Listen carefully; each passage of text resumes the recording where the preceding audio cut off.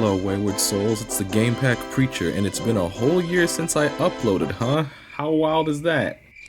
Oh, brother, this guy stinks!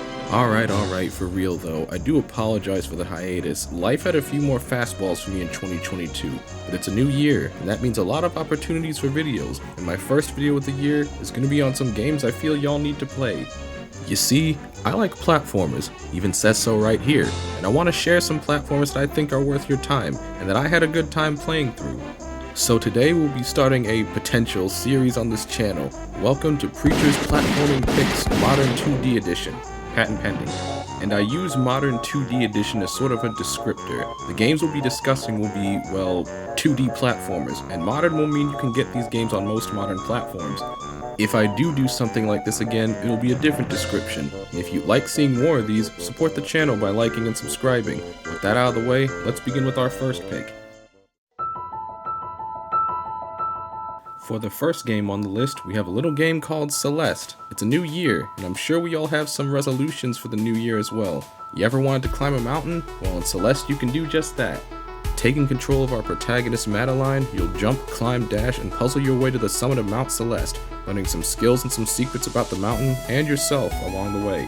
Celeste has been out for a while, but if you haven't seen it or played it, it's definitely worth a playthrough. It has a charming sprite-based art style, a beautiful atmospheric soundtrack, and the controls are some of the tightest I've ever experienced in a game similar to it.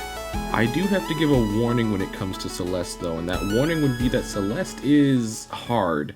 If you play this game, and you should play this game, you are going to die in this game a lot. The game's hard, but the game is fair. The game even tells you itself, the more you die, the more you learn. You'll be tested, and you'll have to learn a lot of things on the fly, but every death feels like it's your fault. And once you execute the skills you've learned and conquer the challenges the game has presented to you, it'll taste as sweet as the strawberries littered across the mountain. And if it still feels like too much, the game has some accessibility options that ease the experience, and if you need more, you can take on the game's other challenges as well. Apparently there's even a modding scene for the game as well. Certainly feels like an uphill trek, but Celeste is a journey that is definitely worth taking. Next up on our list is Yooka-Laylee and the Impossible Lair, a sequel to the much anticipated but somewhat lacking Yooka-Laylee. Honestly, having played the original game, I didn't think we'd get a sequel, but we did, and I'm glad as hell we did get one. Impossible Lair may have sacrificed one dimension, but that sacrifice was well worth it for the quality that we got. Much like its predecessor, the game wears its inspiration on full display. And considering it's a 2D platformer for a spiritual successor of a 3D platformer, you can probably guess what game it feels heavily based off of. But unlike its predecessor, Impossible Lair does a much better job at being Donkey Kong Country than the original did at being Banjo-Kazooie. It's fun, tight platforming action through gorgeous levels with a soundtrack composed by the Rareware Dream Duo themselves, not to mention the game's premise and design is pretty unique too. All you have to do to beat the game is beat the first level. Simple, right? Except the first level is the titular Impossible Lair, and let's just say it's not called that for nothing. If, or should I say when, you fail, you have a whole hub world full of other less impossible levels to explore. Beating set levels earns you a little bee buddy, which serve as extra hit points for the lair. Not only that, you can actually alter the hub world, which alters the levels themselves as well. Flood a previous level and take a scenic swim. Turn some fans on and start blowing through a previous stage. Water level? Turn it into an ice level. Such unique concepts that would honestly feel right at home in a Rare title, and if you couldn't tell already, that stuff is my jam. So if you want some DKC action, that isn't DKC action I guess, give Impossible Lair a look-see. Last on our list of platforming hits is a game that I not only played recently, but also picked up recently as well. This is VVV, and VV is a funny little game being that it is a platformer that you don't jump. Yep, no jumping whatsoever. All you can do in VV is move and flip gravity.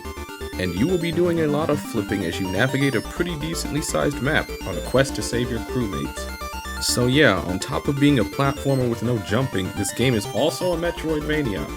You have different sections on your map where you can find key items and locations to aid you. Aside from your aforementioned crewmates, you also have teleporter spots which serve as fast travel stations, terminals which offer a little bit of insight and lore, and shiny trinkets, which are shiny. As far as the game goes, I think my favorite aspect about it is how it tackles its own mechanic. Doesn't so much have levels, but more so each section or room is its own puzzle that needs solving. Each section also has its own name. You can very much tell whoever was in charge of these names was having a ball with it.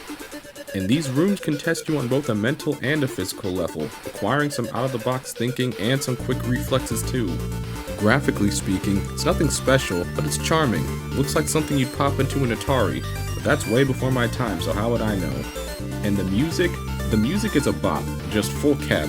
Listen for yourself.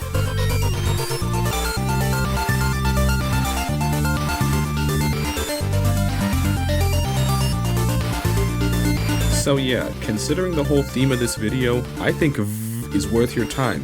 It's a cheap game sitting at $5. The game can be kinda trippy though, with all the flipping and dipping and flashing lights and whatnot.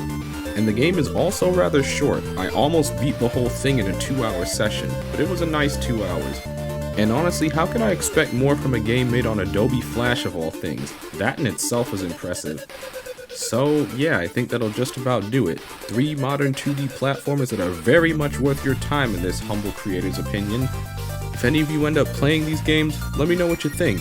There'll be more videos like this in the future, I'm sure, and more videos in general to come. So thank you guys for watching, and I'll catch you on the flip.